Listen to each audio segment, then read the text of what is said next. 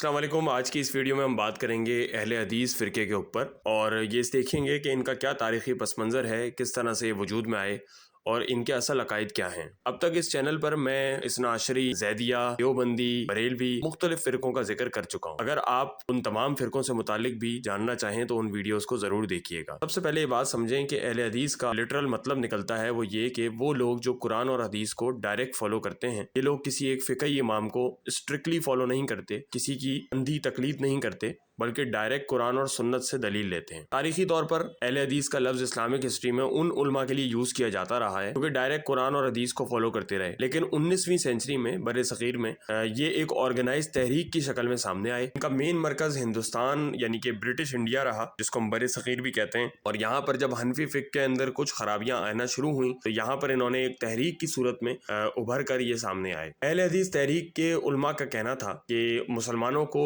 Direct قرآن اور حدیث کو سمجھنا چاہیے، نہ کہ صرف ایک فقہی امام کی تقلید میں بندھنا چاہیے۔ ان کا ہمیشہ سے ایک نعرہ رہا ہے کہ تقلید سے آزادی اور قرآن و سنت پر عمل۔ اس دور کے مشہور اہل حدیث اسکالر میں جو لوگ شامل ہیں ان میں شاہ ولی اللہ محدث دہلوی، سید نذیر حسین دہلوی اور صدیق حسن خان بھوپالی کے نام بڑے مشہور ہیں۔ انہوں نے ہمیشہ اجتہاد اور دلیل کو پروموٹ کیا۔ حدیث اور حنفیوں میں مین فرق یہ ہے کہ اہل حدیث یہ کہتے ہیں کہ ہر مسئلے میں دلیل صرف قرآن اور سنت سے لینی چاہیے، کسی فقہی امام کی بات سے بندھنا، اس کی اندھی تقلید کرنا، یہ سنت کے خلاف ہے اور اس کو چھوڑ دینا چاہیے۔ اسی وجہ سے انہیں غیر مقلد بھی کہا جاتا ہے، یعنی کہ جو کہ اندھی تقلید کسی کی نہیں کرتے۔ اہل حدیث کے جو مشہور عقائد ہیں ان میں سب سے پہلی بات تو یہ کہ توحید سے متعلق ان کا عقیدہ بہت اسٹرکٹ ہے، بدعت کے سخت خلاف ہوتے ہیں، قبر پرستی، عرس، میلاد شریف وغیرہ کو غیر شرعی سمجھتے ہیں، اور پیری مریدی، استغاثہ وغیرہ کو شرک سے قریب سمجھتے ہیں۔ یہ لوگ عقیدے اور عمل میں سلف الصالحین کے منہج کو فالو کرنے کی دعوت دیتے ہیں۔ آج اہل حدیث پاکستان، انڈیا، بنگلہ دیش میں بہت بڑے نمبرز میں موجود ہیں۔ پاکستان میں جمعیت اہل حدیث اور مختلف اہل حدیث مدارس بہت ایکٹیو ہیں۔ ان کا زیادہ تر کردار پالیٹکس اور تبلیغ دونوں میں رہا ہے۔ سعودی عرب کا منہج بھی بہت حد تک اہل حدیث کے سٹائل سے ملتا جلتا ہے، اس لیے لوگ انہیں سلفی بھی کہتے ہیں۔